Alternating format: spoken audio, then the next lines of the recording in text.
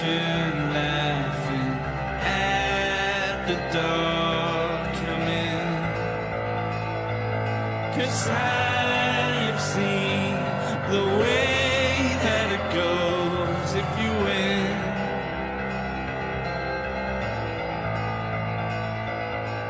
That's when I lost my bet with the devil. All his games begin. Now I can see the way this story ends.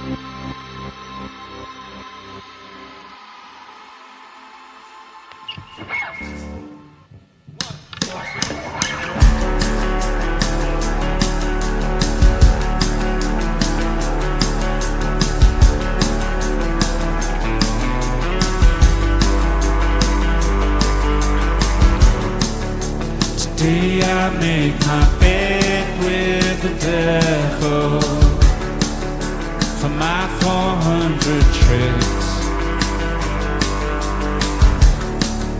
Got pulled apart by Trojan horses, but now I know that we are it. Everything I lose, everything I win, everything I do, I know we are it. And everything I choose, everything I did, it brought me back to you. I know we are it. We are it. We are it.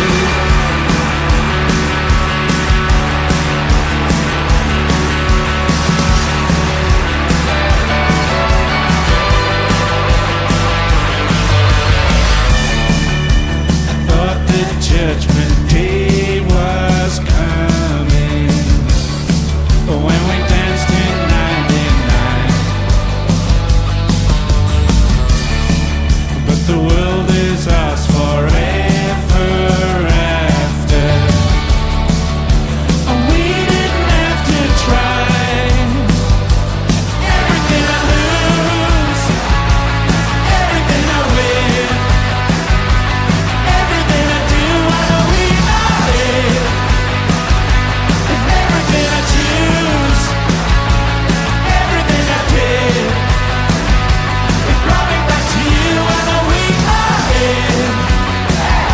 No, we are it. We are it.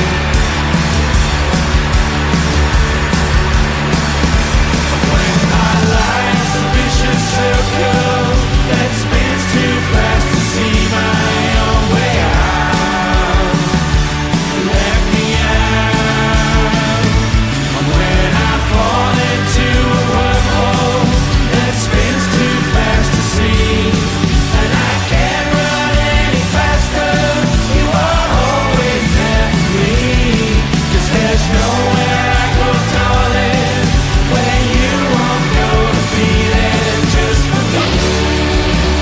'Cause it's you and me. Everything I lose, everything I win, everything I do, I know we are it. And everything I choose, everything I did, it brought me back to you. I know we are it. We are it. We are it. We are it. We are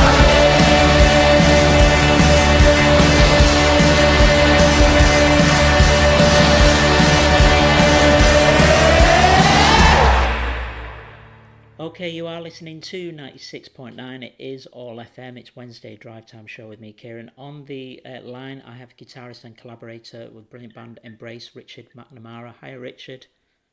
Hey, Kieran. How you doing, man? I'm not too bad, mate. Thanks so much for taking this time out to do this interview for me. My pleasure. Thanks for having me on.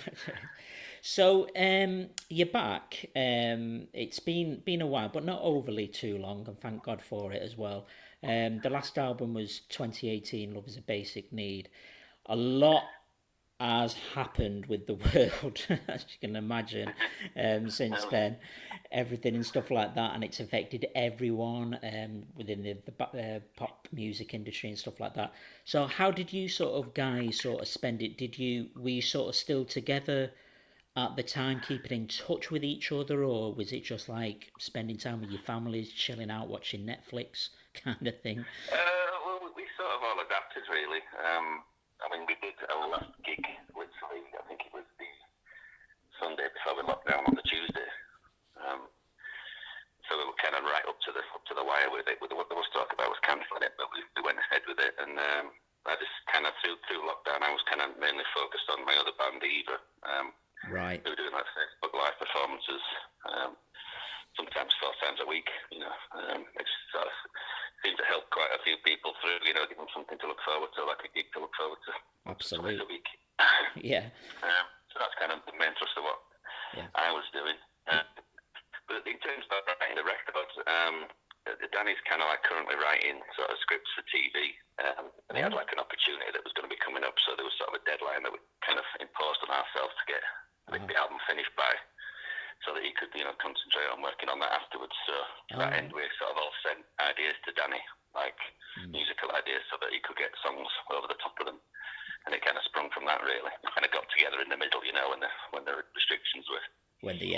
lifted slightly. Yeah. And then sort of did a few sessions then, and then a few at the end, and then kind of worked quite well for us, really, to be honest. Yeah, I mean the first two singles, whatever, "Death Is Not the End" and "We Are" are brilliant songs. The two very different style of songs as well. "Death Is Not the End" is very sort of haunting, theatrical sound to it and stuff like that. And "We Are It" is really, got a real good swagger to it. The guitars on it, stuff like that. I always got that vibe of that song "We Are It." It's sort of like me, you against the world, kid. Would I be right in thinking that? Yeah. Like Danny's kind of lyrical theme this time around has been sort of based around meeting his now wife, starting a family, and sort of realising that how he slots into society is becoming more like a normal person rather than the sort of hermit that he has been, since he was like 15. It's kind of that, it's very much that, holding hands and cool. doing it together. And so your new album's got a great title to it, "How to Be a Person Like No Other People." Is that right? Have I got that right? How to be a person like other people. Like other people, sorry, yeah. That comes out or drops, whatever term people use now. It's on the 26th of August. So this is going to be your 8th album, would that be right? I think so, yeah. I mean, I've got to have done that many now, I kind of lose track. When you get a certain age, you lose track of how old you are. You've got a few under your belt now, anyway. Yeah, we've got live ones and B-sides and greatest hits, all that kind of stuff on top of that. But yeah, I think it's 8 studio albums, I think they call them, don't they? Wow. Yeah. And I always got the impression as well, as a band, not that you were self-conscious or anything like that, but you were really, it was a band that was sort of really got together and used the thought process of what it's going to be, as opposed to sort of like a band just sort of saying to each other, shall we just go into the studio and we'll just do a jam and see how it goes. It was more sort of like, what do we want to do? Do we want to make an old-fashioned sort of embrace? Do we want to experiment and stuff like that? That kind of thought process. Would I be right in thinking that? On occasion, I think we do tend to sometimes maybe overthink it or, put some sort of restrictions on it. But I think when we're at our best, it's when we just kind of play and sort of muscle memory kicks in and we just sort of sound like us. Because, when we do us best, we are the only band that sound like us. That's what we do best. But there has been sort of like times in the past where I've kind of rebelled against it a little bit and tried to maybe take us in different directions. Like on the Tally's album, got a bit more electronic, and on Drawn From Memory, it got a bit more sort of, funky, for want of a better word. But when we're at our best, it's when we do the embrace thing. Yeah, I think you hit the nail right there, because you were a band because I always got that impression that as a fan kind of thing, it was. I mean, I know you've got your influences like Echo and the Bunnymen and Stone Roses and stuff like that. But the first time I, heard Goodwill and stuff, it wasn't sort of like a case of, I couldn't tell who you were influenced by. If you hear a certain band or stuff like that, it was like, where's this come from? Do you know what I mean? This is like, wow. Yeah. I mean, it took us a long time to get to that place because, a few years before that, we did sound exactly like Echo and the Bunnymen and Chameleons. Right. Like pretty much like, I mean, Danny go through phases, when he was sort of learning his craft, he'd sort of sound like Robert Smith one week and Ian McCulloch the next week and Morrissey the next week. All those kind of trying to fit in and trying to find it out who it is that, that you are. And it was when we got Retread was the first sort of embrace song. I think I sort of brought the riff because I thought it sort of had a Pixies sort of feel to it. Like that, I've been trying to meet you, so I can't remember what it's called. That kind of like like a needly kind of riff. And this song was kind of like a country-esque. Right. Felt like a country song to us, compared to what we were listening to anyway. Right. So the new album, what can fans expect from the new album, kind of thing? The sound and. It's a difficult one to say, really. It's kind of come about in such an unusual way for us. Right. We've all been sort of so separate and then sort of thrown together in a melting pot. And I think we recorded it maybe like,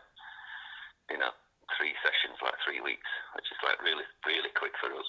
Right. So it's not being poured over. It's kind of spontaneous. It's kind of Okay. got some fun moments on there. It's got some like deep moments on there. Like deeper subjects and stuff maybe. And it's I don't know. It's fun, I guess. Cool. It's a fun record. But you did take the 2 albums on tour, didn't you? With the Goodwill Out and Out of Nothing. I don't know what We did year. the Goodwill Out, yeah. Yeah. Out of Nothing. I think we did in lockdown. We did an Out of Nothing gig, didn't we? Right. Okay. I mean, why sort of with them 2 albums? Doing that why did that come about? Particularly them 2. Was it an anniversary thing? Was it sort of like, shall we ask all the fans what are their favourite 2 albums, or was it purely sort of like, as a band, they were your 2 favourite albums, and thinking, well, this is what we're most proud of, and this is what we're taking out on the road? It's much more kind of practical than that. It's sort of got to the 20-year anniversary of the Goodwill Out, and I think we missed it because we had other commitments touring, so we went for the 21st anniversary. Right. But it's just to keep us touring, so we can like get out there and play it. And it was kind of fun to go revisit those songs, because there's a few songs on the Goodwill Out which kind of sounded a little bit too Britpop for my liking. I'm revisiting it. I didn't see it at the time, but Right. so it played like some pretty big gigs as well, doing that. Like we did like the Peace Hall, in Halifax, Okay. which I didn't think could sell out in a million years, but it did. Oh wow, brilliant! Well, you did. Well, I mean, the first 2 albums I sort of got introduced to, and I would say that sort of like meant the world to me. Were your debut of the Goodwill Out and the Drawn from Merriman the second, and it's kind of strange with Out of Nothing, because I wasn't on board with that album at the time. That's a kind of only a relationship I've maybe got with that album now, if you know what I mean, which is a bit of a weird one. But yeah, but that was a brilliant album as well. Do you know what I mean? But I don't quite know at the time. Maybe it's because I didn't get past Glorious Day. I just rewound that. So. Right. Yeah, it's kind of like it's a bit of a soppy one, isn't it? Well, yeah, it was. The weddings all the time. It got the heartstrings of me anyway, so yeah, it's absolutely brilliant. So, I mean, you are a band as well that has, it's fair to say that you've taken a few risks as well with your sound as well, like with, songs like Refugees and Quarters and stuff like that. Were there sort of like ever fans going, because I know with me, it was like, I loved them songs out, but it was a point where it was like, whoa, hang on a minute, what's going on? Do you know what I mean? Did you get that impression with fans, or? Yeah, I mean, it's usually the ones which love it, which are the most vocal, so you kind of don't feel the full force of maybe the people who don't like it. But it came from like we'd sort of been away from Embrace. We did This New Day in 2006. I think that came out, and then we said we're going to have 3 months off, and that turned into like 6 years. Right, as you do. And in that 6 years, I did quite a lot of production with young bands, and what happened quite a few times, or more times than I would like, is that I'd produce like a full album with a band, putting like loads of my own ideas and time and energy into it, and then they'd get to like towards the end of the album recording process and then split up. Oh, right. Yeah. So it's so frustrating. It's like, creating blue balls going on. You do all that work for nothing. So it's just through working, with like other bands, and I kind of come up with with the Tallies album, like the more electronic sort of stuff was where I was kind of at that point. I was really interested in that and into that, and so I guess I forced it through a little bit. Okay. Well, and then he calls me an Embrace denier sometimes. He says I deny that they were any good. I kind of need to go through that process to find something new to keep me interested in what we're doing, Yeah. Well, I think what also the fans sort of fell in love with as well, like especially like with Danny's voice, and not just Danny's voice, but your voice as well. It was just, it's just them, one of them voices with the sound of it could just reduce you to. I mean, you twos could probably sing something out of the Yellow Pages, and you still make people cry. That's probably the weirdest compliment you've ever had, isn't it? Do you know what I mean? I'll take that. I'm not a massive fan of my voice. When I hear it back, I always think it sounds a lot thinner than what it does on the way out. No. But yeah, no, and I think as well, with the language of the songs that connected with, especially with us men as well, it's very hard to show our emotions. But I think your songs really articulated that. and Yeah, stuff well, like we're that. not scared to go there. Yeah, We want, the best time when the song hits you is when it connects with you and it says something to you about or expresses some feeling that you don't know how to express, and that's what poetry is, isn't it? Beauty through truth. yeah. Well, going back to Glorious Day, that saved me. You know what I mean? Because if there's a certain one that I like or takes my eye, I sort of playing that song if I'm sort of too shy to say. So I thought that song will say it all, and it's worked sometimes. So thanks. Well, that's what fellas do, innit? We make mixtapes to play to our Yeah, gal. of course. Don't have to say what's written in the lyrics. So you saying as well, you produce so with excuse my ignorance with Embrace and stuff like that. Have you produced all of Embrace or the majority of stuff, kind of like with Embrace as well? I've done this since Tallies. I mean, it's kind of like done a large portion of pretty much quite a portion of all our records, but in the entirety since the Tallies album, I've done it all. Really. Is that more time consuming for you doing that as well as opposed to sort of playing your guitar part as well as producing, or is it just something that you do with your eyes shut? It's just a natural thing to do. I know how to get our sound. It's kind of like I Yeah. created it. So I know how to get us there. So that's quite easy. I do. I think going forward, I might want to revisit working with a producer again, because it's nice just to sit down and think about my bits. Yeah. Rather than I'll be like plugging a lead in and someone will say, oh, I can't hear this particular thing just as I'm coming up with an idea. So you have to disengage from the creative process to go to the engineering process and plug something in and then wiggle it around and ask them if they're happy. Yeah, they're happy. Right back to what we're doing. What was I doing? Oh, I can't remember. Yeah, yeah. And you were saying as well, like you've worked like with the other bands as well, producing stuff like that. Has that been not an influence as such, but is that like sort of drive? Because I can imagine that being, well, I suppose it's kind of frustrating sometimes as well, but I can imagine it being very rewarding for a band. Do you know what I mean? And if you do something particular on a track and the band turns around and goes, "Wow, what have you done at that? That sounds brilliant." You know what I mean? It must be kind of like a good driving force for you. Yeah, I mean the best moment is when you have an idea and they initially don't like it, and then by the end of the session it's the favourite bit. Really? So you've persuaded them. Wow. You're like, no, you don't persuade them. You got to I'm different maybe from some producers in that I'll try every idea. Yeah. Someone's got an idea, I'll give it a go. Because if you don't give it a go, they stop coming up with ideas, and they might have a really great one at some point. Right. Okay. Yeah. But what I'll do is I'll give them this idea that they potentially don't like, or they're turning their nose about, or whatever, or they dare not admit they like it, that kind of thing. Right. And then I'll just let it sit there, and then by the end of the session, they'll turn that bit up. It's paid off for you. That's it. Yeah. Oh, brilliant. Well, listen, you're back touring as well. You're doing you're doing just a short sort of British tour. It kicks off at Aberdeen on the 31st of August, finishes the 11th of September at Norwich. And the Manchester Apollo you're doing on the 10th of September. So I'm going to try get to that. The last time I seen you at the Apollo, Clint Boone was in the audience, believe it or not, and everyone was just shouting "Boone Ahmed for Boone."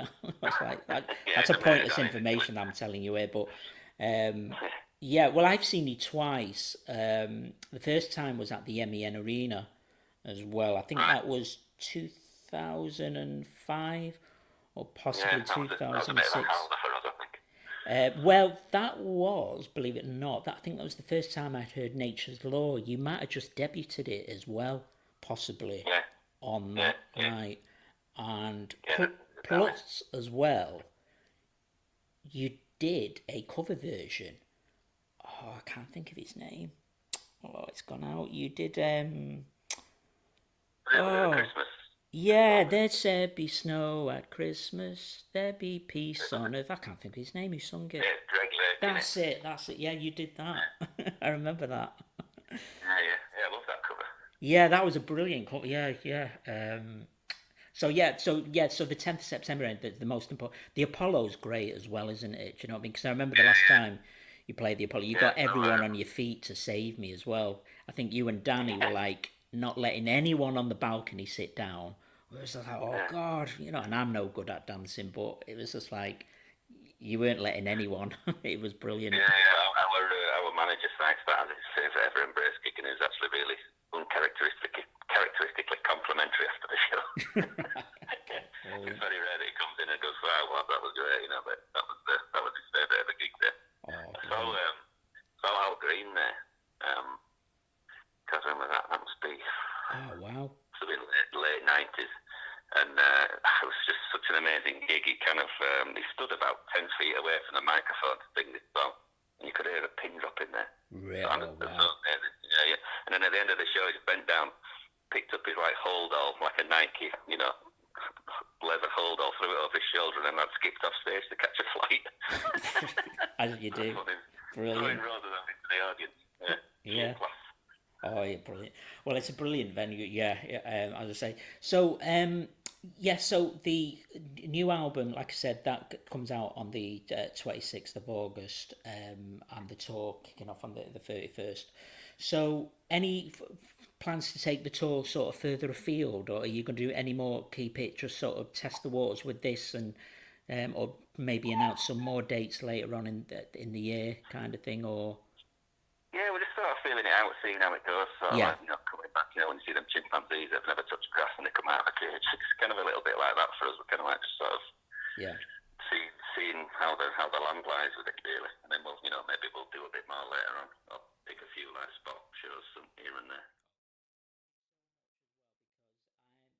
Like I said, the first two albums meant the world to me, kind of thing, Good Willow and Drawn from Memory and stuff like that. And from back in the day, I've seen you twice live, and having listening to you in my bedroom, and and taping you off, whatever it was back in the day, Top of the Pops and stuff like that. So years on to find myself doing an interview with you, it's very surreal for me, and it's a great, absolute honour. So I want to say thank you personally for the music, and thank you personally for doing this.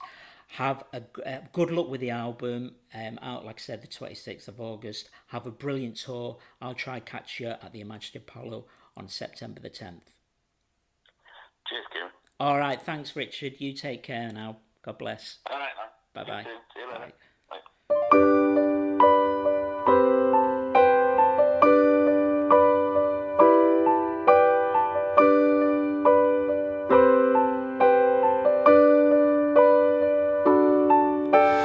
Who could send something so pure to lull me away? I fought with the last of my breath,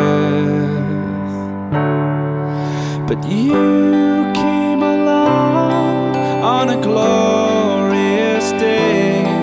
By the time that you left, I was crawling again. Yeah, you came on a glorious day. Now I want you to save me again. Ooh, ooh, ooh, ooh, ooh. The fire that they said would burn just lights up the way. I lie in the place where I fell, and 3 years on this 9-day wonder won't go away till you bring an end to my hell. When you came along on a glorious day, by the time that you left, I was crawling again. Yeah, you came along on a glorious day. Now I want you to save me again. Let them all keep their plans, 'cause all I want is in my hands, and I can't look down.